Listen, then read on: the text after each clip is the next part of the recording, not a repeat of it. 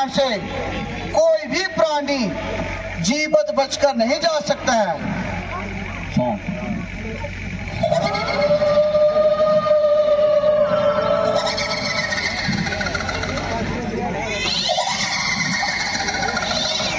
कभी देवस्थान भी एक समृद्धशाली जनपद हुआ करता था। कलद और कनुष नाम के दो सुंदर नगर बसते थे जहां पर, लेकिन एक दिन महर्षि अगस्त्य के श्राप से राक्षसी बनी तारका और उसके पुत्र मारीच ने अपनी माया से उन दोनों नगरों को पूरी तरह से उजाड़ दिया। तब से ये स्थान यूं ही उजड़ा हुआ स्थान बनूंगा। सावधान राम, यही तारका बना है। वो राक्षसी यही कहीं से भी होगी, उसमें 1000 हाथों का बल है।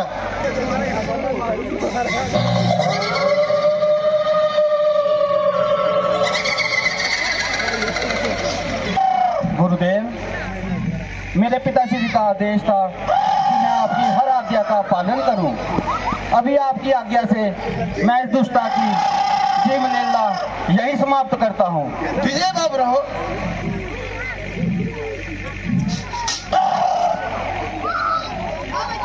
धन्य हो राम, तुम्हारी जय हो।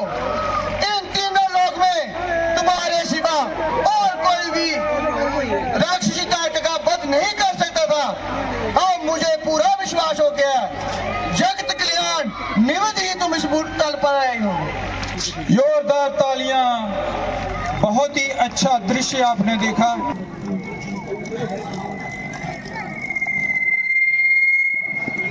सुनो सुनो सुनो सुनो सुनो सुनो, महाराज जनक द्वारा निमंत्रण सभी राजकुमारों को मेरा प्रणाम।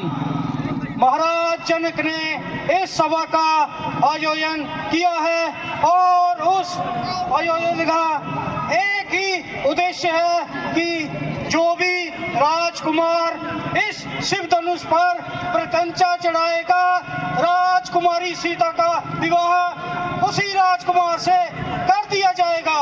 स्वयंवर शुरू किया जाए। मैं हूँ राजा शमशेर, उठा के धनुष कर दूंगा सबको ढेर।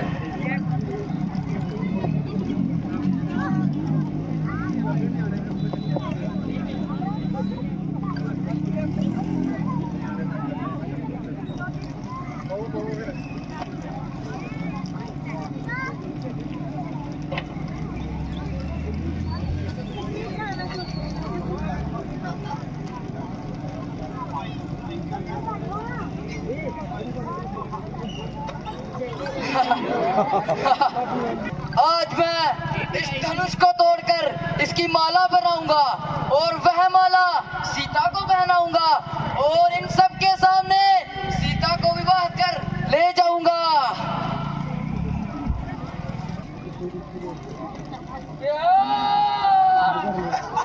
और ये माला पहना रहा था।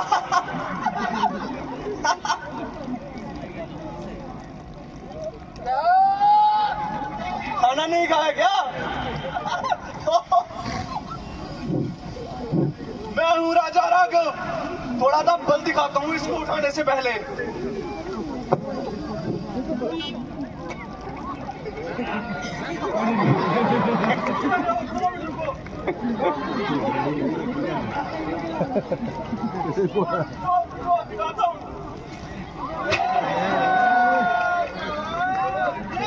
ये तो मैं ऐसे ही उठा दूंगा। रुको, बस 2 मिनट रुको, उठा लूंगा।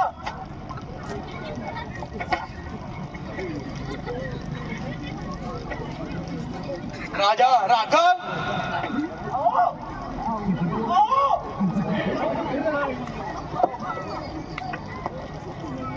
बस बहुत हुआ, अब और उपहास ना हो तो अच्छा है। देश देश और द्वीप द्वीप के बड़े बड़े राजा और राजकुमार मेरा प्रण सुनकर आज इस स्वयंवर में आए हैं। और मैं ये भी देख रहा हूँ कि ना केवल मानव बल्कि कई देव और दानव भी मनुष्य का रूप धर कर आए हैं। परंतु मुझे बड़े दुख के साथ कहना पड़ता है कि अपने आप को पराक्रमी, रणधीर, शूरवीर कहने वाले सब लोगों की इस भीड़ में सच्चा वीर एक भी नहीं निकला। सीता जैसी दिव्य पत्नी, महान यश, अनुपम कीर्ति एक साथ पाने के लिए मैंने केवल बल और पराक्रम का शुल्क रखा था, परंतु इस पूरी सभा में उस मूल्य को चुकाने की क्षमता किसी ने ना दिखाई। लज्जा के झुके हुए इनके चेहरे मुझे एक ही बात कह रहे हैं, जनक लज्जा के मारे डूब मरो, क्योंकि आज ये धरती वीरों से खाली हो गई है, वीरों से खाली हो गई। बस महाराज बस, इतनी अनुचित और लज्जाजनक बात बोलने से पहले क्या आपने ये नहीं देखा कि इस सभा में सूर्यवंशी रघुकुल नंदन प्रभु श्री राम भी उपस्थित हैं। महाराज जनक, जिस सभा में हम रघुवंशियों में से कोई एक भी उपस्थित हो, उस सभा में इस तरह की बात करने का कोई साहस नहीं करता, और आप तो प्रभु श्री राम के सामने वीरता की चुनौती दे रहे हैं। यूं सबको एक लकड़ी के हाँकना सख्त नादानी है। यदि बाकी राजाओं ने धनुष का चिल्ला ना चढ़ाया तो आपने सबको काहे ठहराया। इस बदजुबानी का मजा मैं इसी वक्त चखा देता और एक पल में खून की नदियां बहा देता, परंतु क्या करूं, बड़े भाई की आज्ञा ना मिलने से ये लक्ष्मण मजबूर है। अरे आप इस पुराने शीर धनुष की बात करते हैं। यदि मेरे गुरु मुझे आज्ञा दें तो मैं इस पूरे ब्रह्मांड को गेंद की तरह उछालकर कुछ इस तरह से पटकूं कि इसके टुकड़े टुकड़े हो जाएं। शांत लक्ष्मण। क्षमा कीजिए भैया, परंतु मुझसे आपका ये अपमान सहा नहीं गया। आज्ञा दें, मैं महाराज जन के इन कटु वचनों का जवाब अपने बाणों से दे सकूं। बस लक्ष्मण, शांत शांत, अपना आसन ग्रहण करो। बस राम। जी गुरुदेव। उठो, इस धनुष को उठाओ और इस पर पतंजय चढ़ाओ और स्वयंवर की क्रिया को पूरा करो। जो आज्ञा गुरुदेव जी। कल्याण वश विजय भव। अब चींटी भी पहाड़ चुराने को चली है।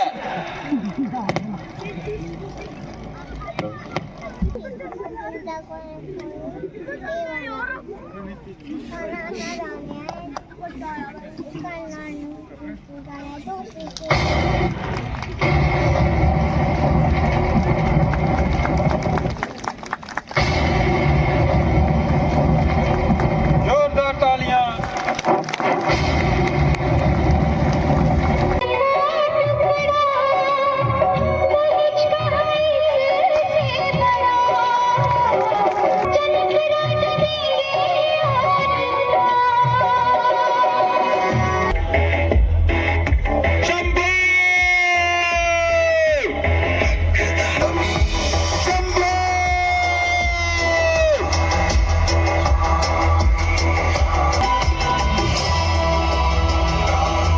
देखो भगवान परशुराम जी आए हैं, चलो उन्हें प्रणाम करते हैं, अन्यथा वह नाराज हो जाएंगे। क्या वह फिर से क्षत्रिय कुल का वध करने आए हैं?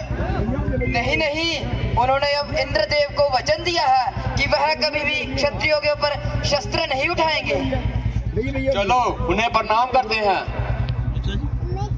मैं चित्रसेन का पुत्र उग्रसेन परशुराम जी को प्रणाम करता हूँ। मैं परशुराम जी के श्री चरणों में प्रणाम करता हूँ। मैं हसोलामा का पुत्र जनक भगवान परशुराम को प्रणाम करता हूँ। कल्याण हो। ये मेरी पुत्री सीता आपका आशीर्वाद चाहती है। सौभाग्यवती भव। बस राम, बस लक्ष्मण, आगे बढ़ो और भगवान परशुराम जी की चरण वंदना करो और उनसे आशीर्वाद प्राप्त करो। आगे बढ़ो। प्रणाम। अपना परिचय नहीं दिया तुम दोनों ने। प्रभु, आप तो स्वयं भगवान कहलाते हैं और भगवान को अपने हार दास की पहचान होती है। यही सोचकर आप तो अपने इस दास को जानते ही होंगे। परिचय देना आवश्यक नहीं समझा। प्रभु, ये दोनों राजा दशरथ के पुत्र हैं, राम और लक्ष्मण। आप बड़े ही शुभ समय पे आए हैं। आइए आसन ग्रहण कीजिए। इन मीठे स्वागत वचनों से तुम हमें बहला नहीं सकते मूर्जे। हम महेंद्र पर्वत पर तपस्या कर रहे थे कि तभी हमें हमारे राज्य शिव के धनुष के टूटने की घोर ध्वनि का सुर सुनाई दिया। हम यहाँ पर ये जानने आए हैं कि हमारे राज्य शिव के धनुष को तोड़ने का दुस्साहस किसने किया है। बोलता क्यों नहीं मूर्ख, बता किसकी मृत्यु हमें यहाँ लेकर आई है। बता बता, वरना जहाँ तक तेरा राज्य है वहां तक की धरती को हम उलट पुलट कर रख देंगे। तेरा सारा राज्य नष्ट कर देंगे, भ्रष्ट कर देंगे। प्रभु, आपकी आज्ञा अनुसार मैंने सीता का स्वयंवर आयोजित किया था। आपने ही कहा था जो भी इस धनुष को उठाकर उस पे प्रत्यंचा चढ़ाएगा। प्रत्यंचा चढ़ाने की बात हुई थी मूर्जनक, धनुष को बंद करने की नहीं। ये पाप है। भगवान शिव के धनुष को तोड़ दे, ऐसा तो कोई आपका दास ही कर सकता है। इसके लिए क्या आज्ञा है आप मुझसे कहिए, मैं वो आज्ञा करने को तैयार हूँ।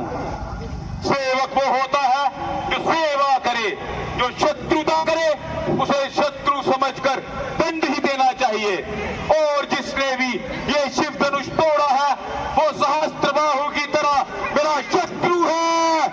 सावधान जनक, विश्वामित्र और यहाँ एकत्रित राजागण, मैं सारी सभा को सावधान करता हूँ कि जहाँ पर भी वो शिव द्रोही छिपा हो उसे निकाल कर मेरे सामने खड़ा कर दिया जाए, अन्यथा मैं उस द्रोही को मृत्यु दंड दूंगा। यह समझ लो कि यहाँ पर किसी के भी प्राण नहीं बचेंगे। एक धनुष टूट गया, उसमें इतना क्रोध करने की क्या बात है। बचपन में तो हमने कई धनुरियां तोड़ डाली, उस समय तो किसी ने इतना क्रोध नहीं किया था। राजा के शौक है तो विश्व भर में सम्मानित शिव धनुष को बच्चों की धनुर्यों से तुलना करता है। तू नहीं जानता ये वो अमोघ धनुष है जिससे शंकर ने त्रिपुरारी का वध किया था। ब्राह्मण देवता, आप धनुष और धनुष में फर्क देखते होंगे, परंतु हम तो क्षत्रिय हैं। धनुष बाण से खेलना तो हमारा नित्य कर्म है। हमारे लिए तो सारे धनुष एक समान है। दिखाई की भी हद होती है। लगता है तुझे अपने प्राणों से मोह नहीं रहा। मुझे अपने प्राणों से मोह है या नहीं, परंतु आपको इस पुराने धनुष से बहुत मोह दिखाई पड़ता है, जिसके टूटने पर आप बच्चों की तरह बिलबिला रहे हैं। रघुवर ने से हाथ क्या लगाया और ये टूट गया, उसमें उनका कोई दोष नहीं। आप मुझे बार बार डरा रहे हैं तो ऐसा लगता है कि कोई बालक फूंक मार के पर्वत उड़ाने की चेष्टा कर रहा हो। ब्राह्मण देवता, जो वीर होते हैं वो अधिक बातें नहीं करते बल्कि युद्ध करते हैं। ये तो एक कायल पुरुष की निशानी है जो युद्ध को टालने के लिए अपनी शान में बड़ी बड़ी बातें बखेरते हैं। विश्वामित्र, यदि इस उदंड बालक के प्राण सुरक्षित चाहते हो तो इसे मेरी नजरों से दूर ले जाओ। आप आंखें ही बंद कर लीजिए भगवान, मैं आपको दिखाई नहीं दूंगा। लगता है तूने मेरे फरसे की कहानियां नहीं सुनी। हाँ हाँ, बहुत सुनी है आपके इस फरसे की कहानियां। अपनी ममता में माँ की गर्दन काटने वाले कायर, अपने आप को बलवान और शक्तिशाली कहने में आपको लज्जा नहीं आती। जिस माँ ने अपनी कोख से जन्म दिया, जिस माँ ने अपनी छाती का दूध पिलाकर बड़ा किया, वही पुत्र उसकी गर्दन काटे। धिक्कार है आप पर और आपकी आन बान पर। याद रखिए, लक्ष्मण उस वंश का वृक्ष है जो केवल कटना जानता है परंतु झुकना नहीं। कुलाड़े ऐसे तो हजारों बार देखे हैं, शस्त्रों के गाव देखे हैं, द्वार के पार देखे हैं, बड़े योद्धा के ही बड़े बलवान और गुकवार देखे हैं, जो मरने से नहीं डरते वैसे धनुर्धार देखे हैं। भला इन दम की आतंकियों का आपकी मुझ पर असर होगा। डरेगा वो ही इस परसे से जिसको मरने से डर होगा। बस बहुत हो चुका, अब कोई मुझे दोष ना देना। इस बालक का अब निश्चय ही मरनहार है। मुझे आश्चर्य है कि मेरे कुठार के सामने आकर भी अभी तक जीवित कैसे रहा जे। और मुझे भी आश्चर्य है कि कोई मेरे सामने मेरे देवतुल भैया को मृत्यु डर देने की बात करे और वो अब तक मेरे बाणों से बचा रहे हैं। हे भगवान परशुराम,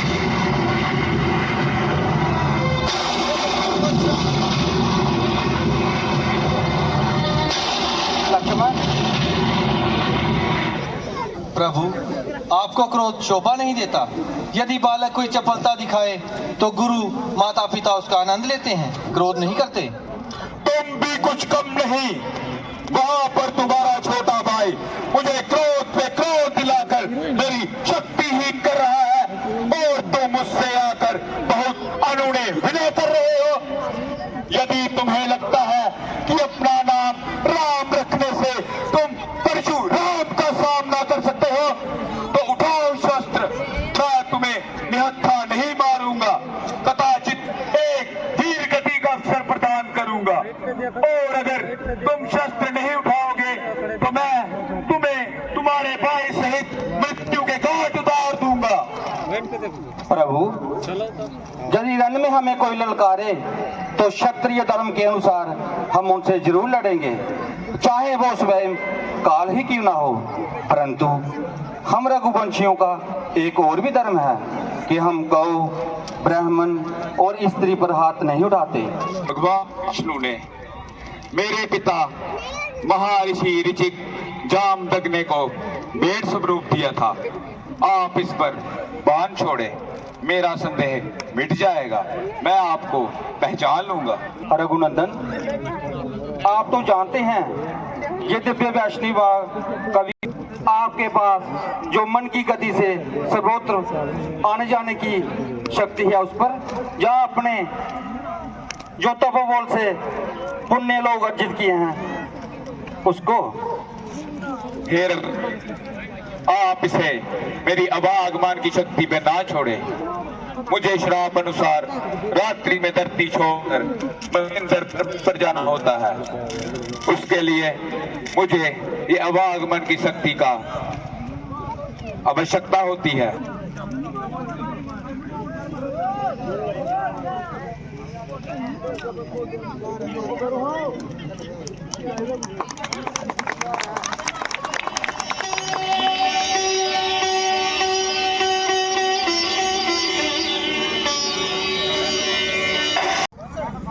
आज के लिए इतना था दोस्तों।